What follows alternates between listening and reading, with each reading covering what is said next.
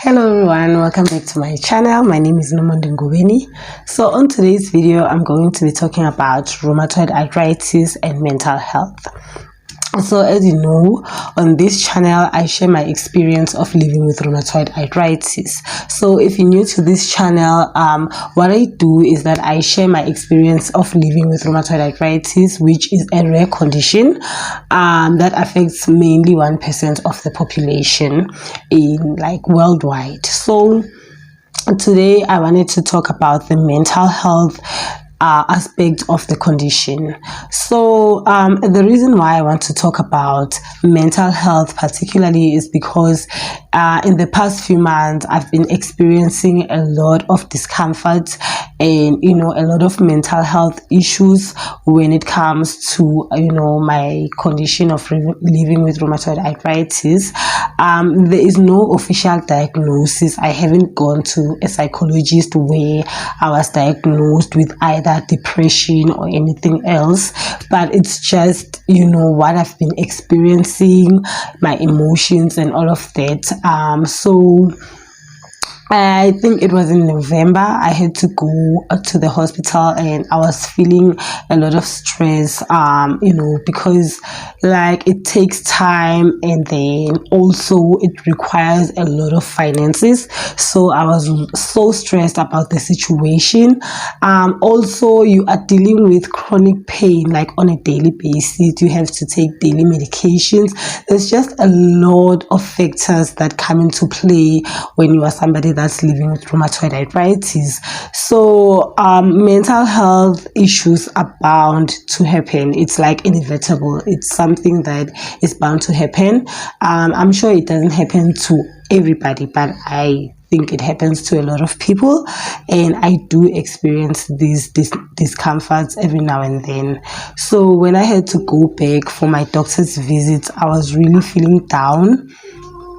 Just because I have to take time off work, and then I have to spend a lot of money to go to Pretoria. I have to find accommodation that side, and it's just a lot of things. And you are dealing with pain. There are limitations with regards to things that you can and cannot do, like I mentioned in my previous videos. Sometimes it's difficult to brush your teeth, hold a cup of tea. So imagine if you get accommodation somewhere, you have to do some stuff to just assist, and if on that day it's not one of your best days, it's like you are lazy or something like that. So it's always stressful for me when I have to go for my doctor's visits, and then the anxiety of what to expect. What are they gonna tell you? What are the tests saying? Are you taking your medication right? Is everything okay? Are there any new developments? You don't know what you're gonna find when you get there. So for me, I would say it's depression and anxiety, but there is no official diagnosis. It's just what I've been experiencing when you look at the symptoms of both mental health issues. So yeah, I just wanted to share these aspects and just have a conversation that when you are living with any chronic illness, not just rheumatoid arthritis, you are bound to feel depressed, like you are dependent on medication for your survival.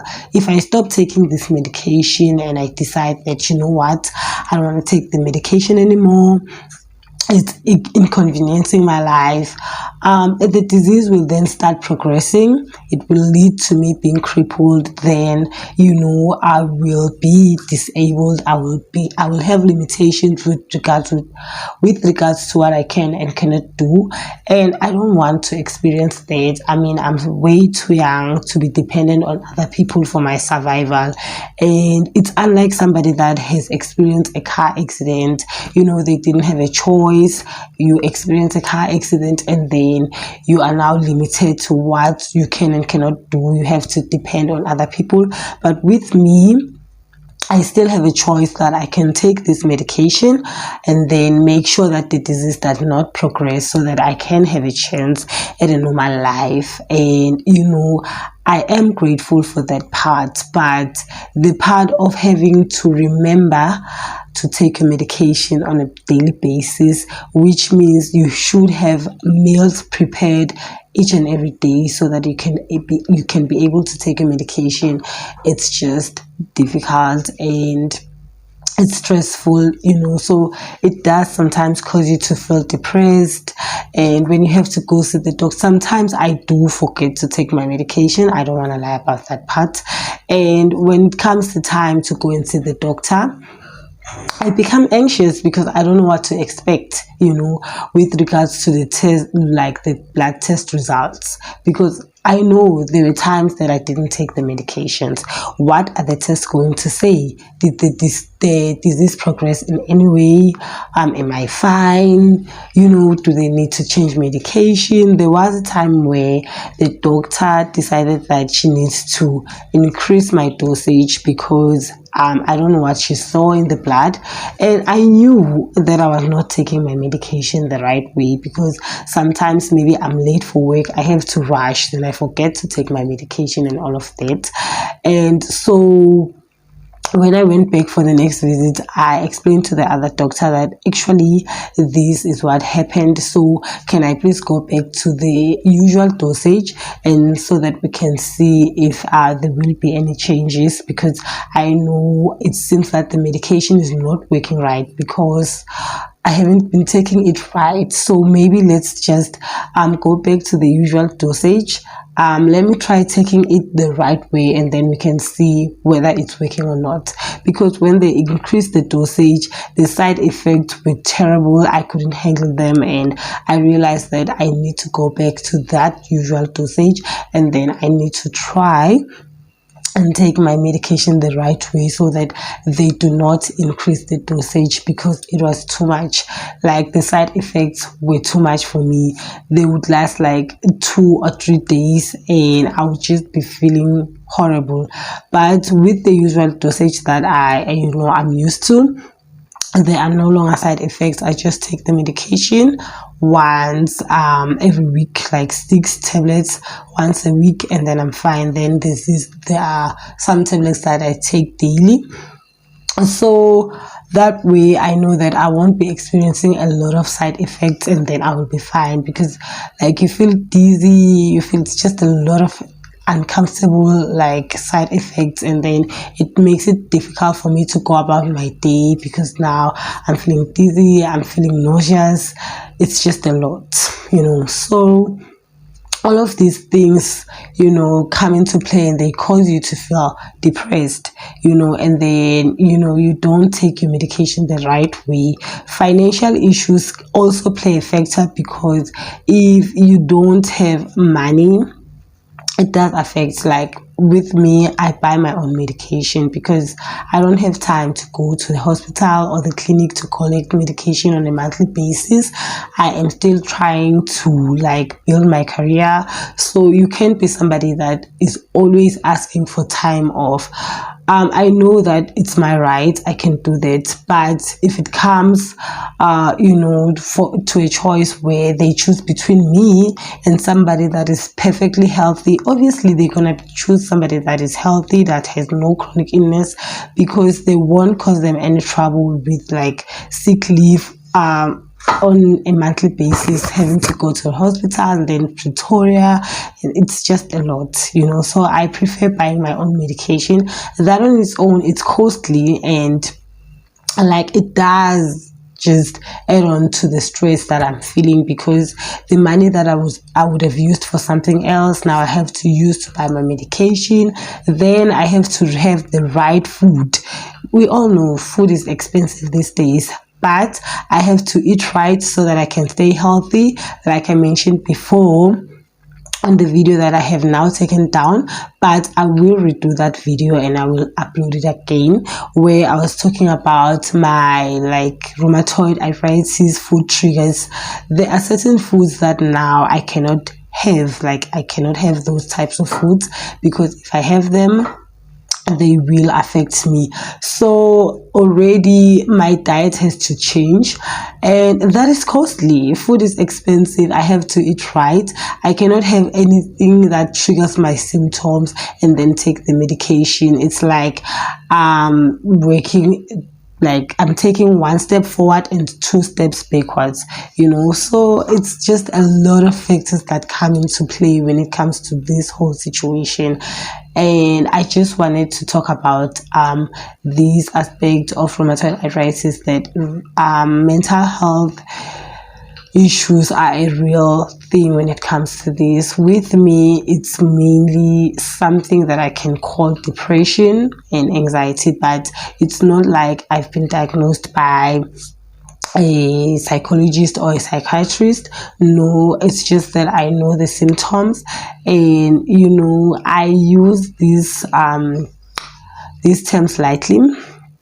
It's when I say it's depression, because we do have clinical depression where people end up taking their own lives, and it's just people feeling down on a daily basis. And but what I mean when I say I have depression, it's just I would be feeling down, hopeless, then I would lose interest in it, like some of the things that I used to enjoy. I remember there was a time where I no longer watched any videos. I used to enjoy watching YouTube videos, like watching soapies and all of that, but there was a time where I was watching nothing. I would literally want to sleep all the time. I would be hopeless. I was no longer applying for employment.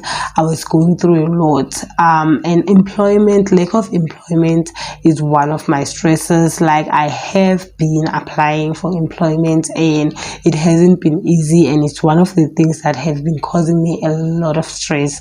So it's just a lot of factors coming into play, and I'm just so stressed, and I don't know how to handle everything all at once. It's like you're dealing with a chronic illness, and then now you are dealing with a lack of employment.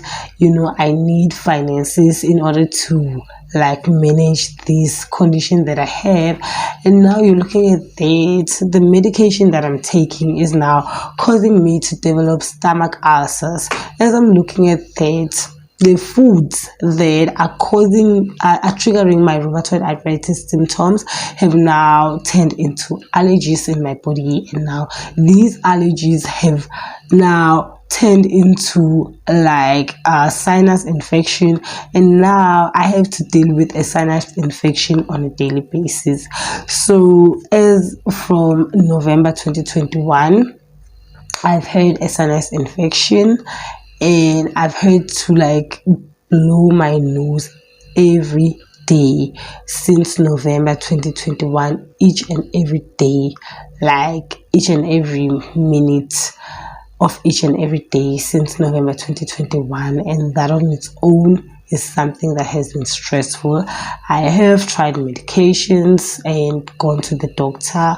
It gets a little bit better, but it's like there is no cure for this thing. I don't know what to do anymore, but I will try another doctor that was recommended to me. So all of these things come into play, and like it's like they're just causing me a lot of stress, and I don't know how to handle them. And so I just wanted to talk about this part and just explain that I have been absent on YouTube.